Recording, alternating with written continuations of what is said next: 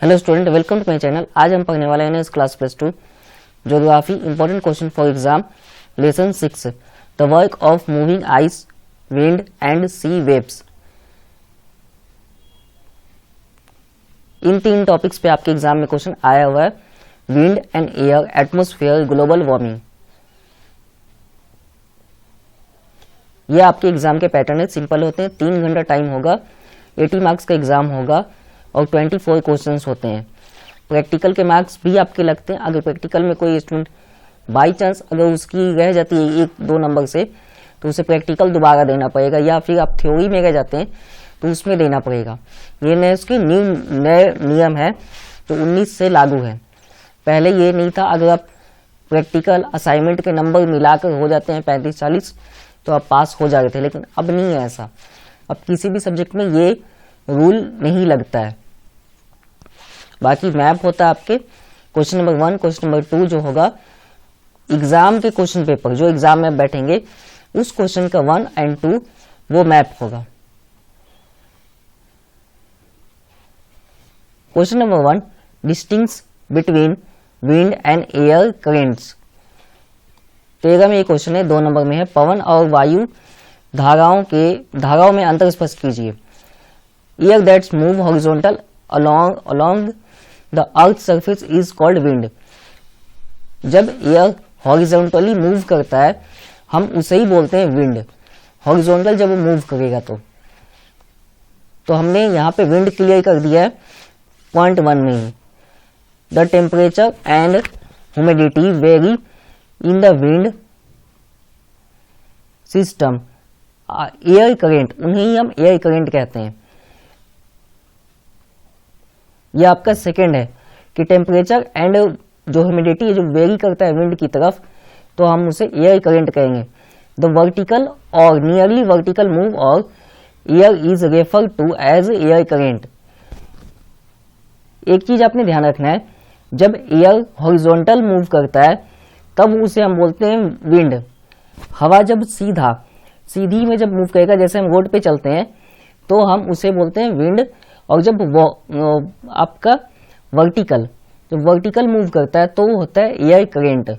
जैसे रॉकेट जाती है ना वर्टिकल, अगर वैसे विंड जब मूव करेगा, एयर मूव करेगा, तो हम बोलते हैं एयर करेंट उसे।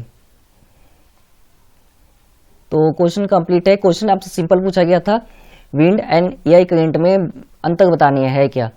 तो अंतर बिल्कुल सिंपल है, एक वर्ड से ही क्लियरिटी होगा कि हॉरिजॉन्टल मूव करने वाला आपका विंड है और आपका वर्टिकल मूव करता है एयर, तो उसे एयर करंट कहते हैं। Question second, which are the 2 main gases of the atmosphere. 2 gases का आपको नाम बताना है जो मेन गैसेस हैं। तो नाइट्रोजन एंड ऑक्सीजन, यही 2 मेन गैसेस हैं।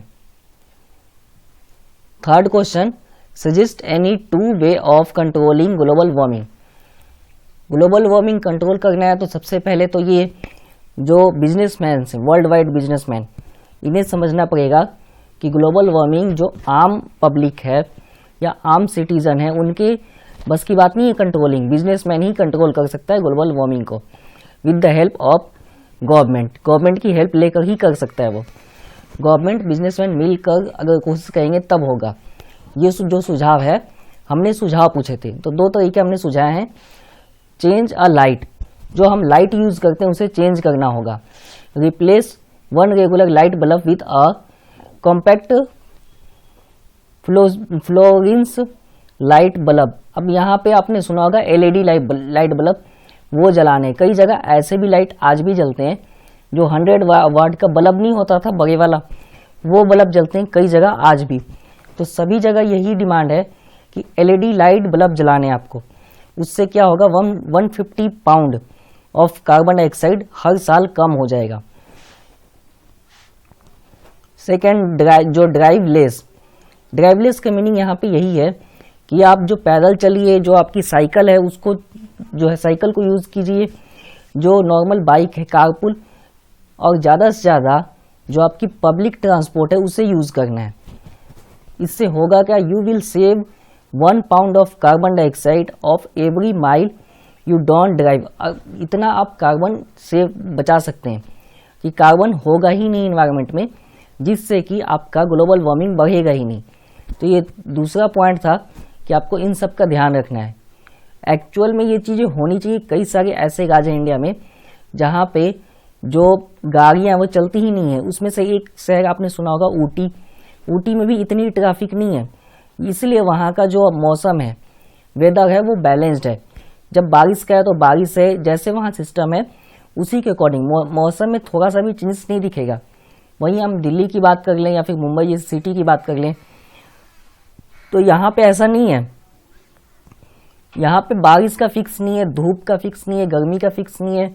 इवन जब सर्दी होता है उसमें भी बारिश हो जाते हैं। तो ये कोई फिक्स नहीं है। ये क्यों नहीं है? क्योंकि वहाँ सबसे ज़्यादा ट्रांसपोर्टेशन सिस्टम है और सबसे ज़्यादा आपके ग्लोबल वार्मिंग जो है वहीं से इंक्रीज होगा। तो वहाँ का वेदर ऑलरेडी डिस्टर्ब्ड है। तो इन सब को ठीक करने के लिए यही सजेशन है कि हमें बल्ब जो है वो एलईडी यूज़ करना है, नॉर्मली वाले जो एलईडी बल्ब आते हैं बस सभी जगह पे, ताकि उससे हम हर साल 150 पाउंड तक कार्बन जो है सेव कर सकें। सेकेंड, गाड़ी कम से कम चलानी है। अगर आप 1 या 2 किलोमीटर जा रहे हैं तो साइकिल से कोशिश कीजिए या टहलते हुए चले जाइए, इतना नहीं है डिस्टेंस। तो ये सब सेव करने की ही रीज़न है। तो कार्बन जब हम कम करेंगे तो ऑटोमेटिक ग्लोबल वार्मिंग कम हो जाएगा। थर्ड आपका point, recycling more. You can save 2400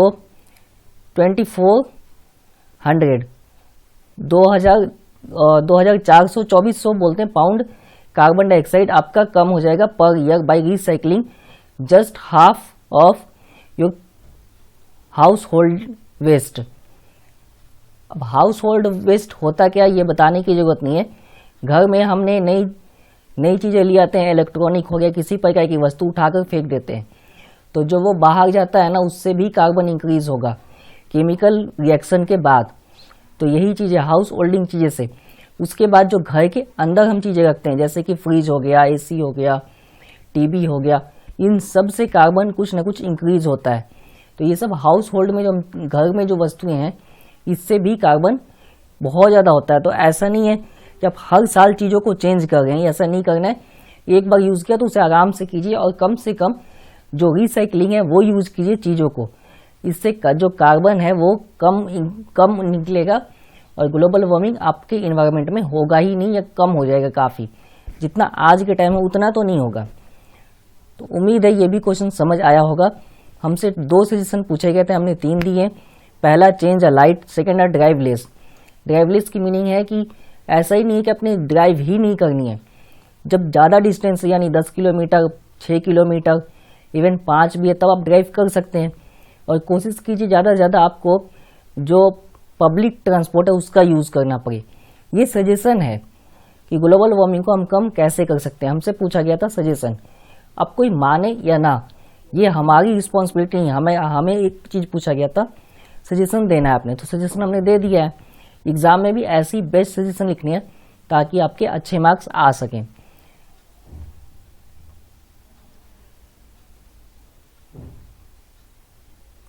तो चैप्टर कंप्लीट है। फिर भी कोई डाउट हो तो कमेंट बॉक्स में पूछ सकते हैं। जो विद्यार्थी क्वेश्चन पूछते हैं उन सभी को धन्यवाद, जो अप्रिशिएट करते हैं उन्हें भी धन्यवाद। चैनल पे नए हैं तो सब्सक्राइब कीजिए, वीडियो अच्छा लगा तो लाइक कीजिए और अपने फ्रेंड्स को शेयर कीजिए अगर वे नए इसमें हैं तो, ताकि उनकी भी हेल्प हो सके। वीडियो देखने के लिए धन्यवाद। नेक्स्ट वीडियो मिलेंगे।